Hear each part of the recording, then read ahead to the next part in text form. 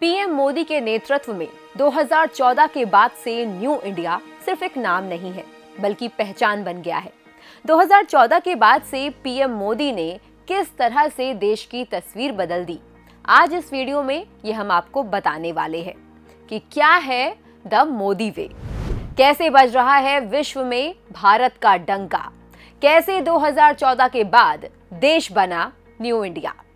कांग्रेस काल में भारत घोटाले और गरीबी से लाखों कोशिशों के बाद भी बाहर नहीं आ पा रहा था। कांग्रेस के पास ना तो कोई विजन था और ना ही बदलाव की नीयत, लेकिन देश को लेकर मोदी जी के पास एक दूरगामी सोच और एक बड़ा विजन था। और देखते ही देखते बीते 9 सालों का फर्क अब आपके सामने है।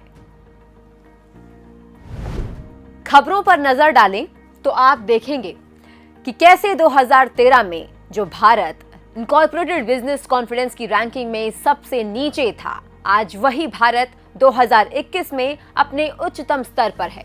तो इसीलिए कहते हैं, नियत और इरादा हो तो कुछ भी नामुमकिन नहीं है। अब देश की अर्थव्यवस्था के हाल पर नजर डालते हैं।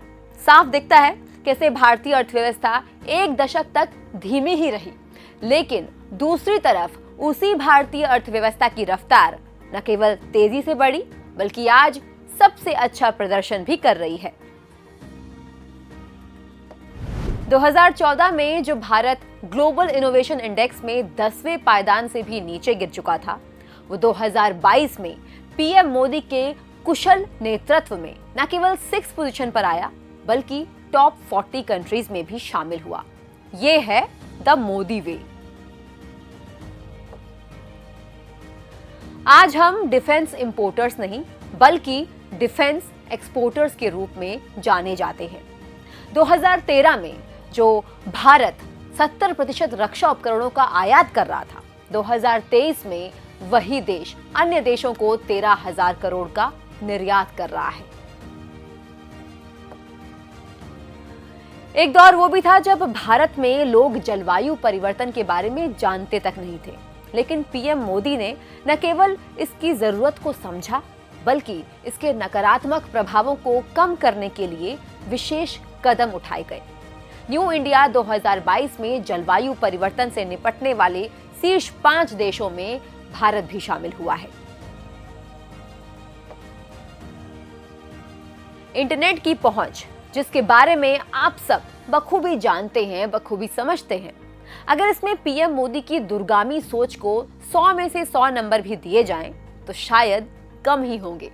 2010 में जहां भारत में इंटरनेट की पहुंच 10% से भी कम थी, वहीं 2023 तक हमने इंटरनेट के उपयोग के मामले में चाइना को भी पीछे छोड़ दिया है। आप खुद ही फर्क देख लीजिए।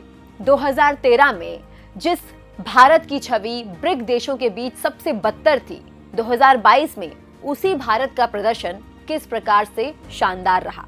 अब आप समझ रहे होंगे कि लोग क्यों कहते हैं कि मोदी है तो मुमकिन है। 2013 में विदेशी निवेशकों के लिए भारत एक अंतिम विकल्प के रूप में था, वहीं 2023 में ये सोच बदल गई। आज उनके लिए पहली पसंद चाइना नहीं, बल्कि हमारा भारत है। ये बात तो आप सबके जहन में जिंदा होगी कि कैसे कांग्रेस शासन में देश आतंकवाद की गर्द में डूबा हुआ था, लेकिन आज का भारत घर में घुसकर जवाब देता है। 2012 तक देश में आतंकवादी हमले अपने चरम पर थे, लेकिन आज हमले न केवल कम हुए हैं, बल्कि आतंकवादी संगठनों को जड़ से खत्म करने की दिशा में भी जोरों शोरों से काम हो रहा है।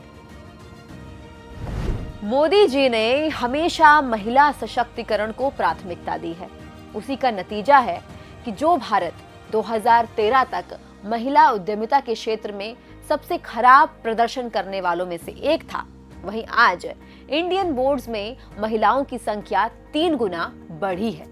इसके साथ ही उनके सशक्तिकरण की दिशा में भी अनेक अवसरों के द्वार भी खोले गए हैं। टॉयलेट्स, जिनको कांग्रेस शासन तक जरूरत ही नहीं समझा गया, वहीं मोदी शासन में टॉयलेट्स को लेकर जागरूकता बढ़ाई गई। आजादी के 66 सालों के बाद भी 59.4% ग्रामीण भारतीयों के पास टॉयलेट्स नहीं थे, लेकिन पीएम मोदी की प्रबल इच्छा शक्ति द्वारा 2019 में भारत को खुले में शौच से मुक्त घोषित किया गया। 2012 तक भारत 3G तकनीक को भी ठीक से अपना नहीं पा रहा था।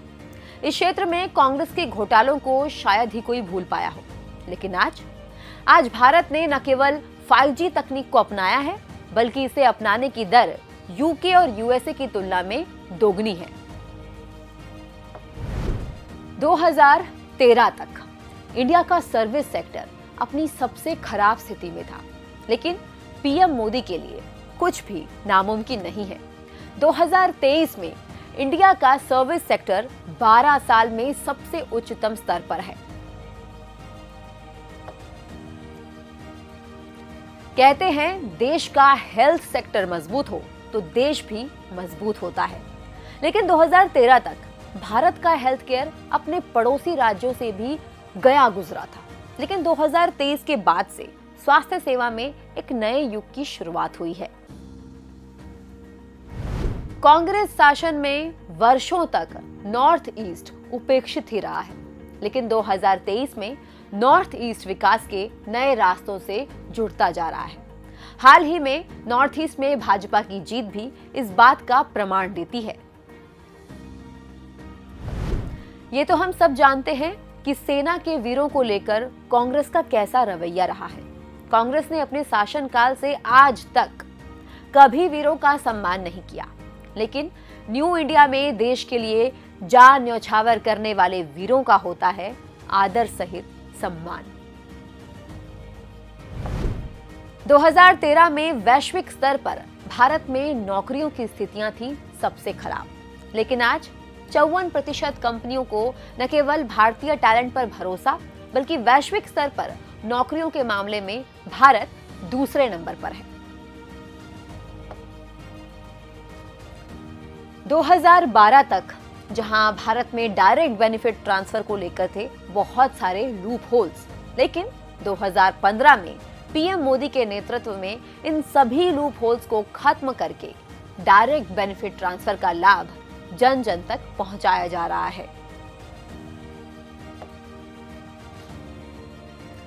कांग्रेस के समय में ऑर्डिनेंस फैक्ट्री द्वारा हथियारों की आपूर्ति में हो रही थी देरी से आईटीबीपी प्रभावित होता था, लेकिन मोदी सरकार की कमान संभालने के बाद ऑर्डिनेंस फैक्ट्री बोर्ड में शामिल हुई 7 नई रक्षा कंपनियों में से 6 ने पहले 6 महीनों में ही लाभ दर्ज किया।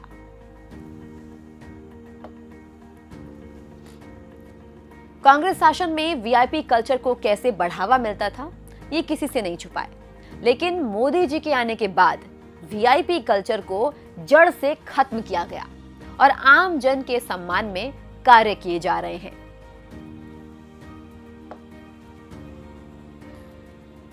अब जरा ये फर्क देखिए, जो भारत 2012 तक डोमेस्टिक एविएशन सेक्टर में सबसे खराब प्रदर्शन करने वाले देशों में से एक था, 2023 में वही देश डोमेस्टिक एविएशन सेक्टर में आसमान छू रहा है।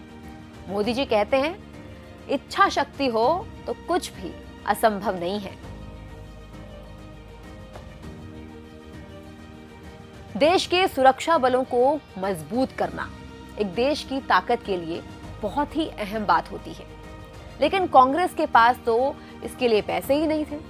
लेकिन आज का भारत छोटा नहीं सोचता। आज भारतीय सुरक्षा बल एआई आधारित उपकरणों से लैस है। अब तो दुश्मन देश पर नजर डालने से पहले भी 100 बार सोचेगा। कांग्रेस के समय में देश ने वो दौर भी देखा था जब पद्मा पुरस्कारों के लिए बोलियां लगाई जाती थी, लेकिन ये आज का भारत है। मोदी जी का न्यू इंडिया है। आज उन लोगों को इस सम्मान से नवाजा जाता है जिन्होंने अपने साधारण से बिल्कुल साधारण से परिवेश से निकलकर असाधारण काम किए हैं और खुद जनता उनके नाम सरकार को सौंपती है।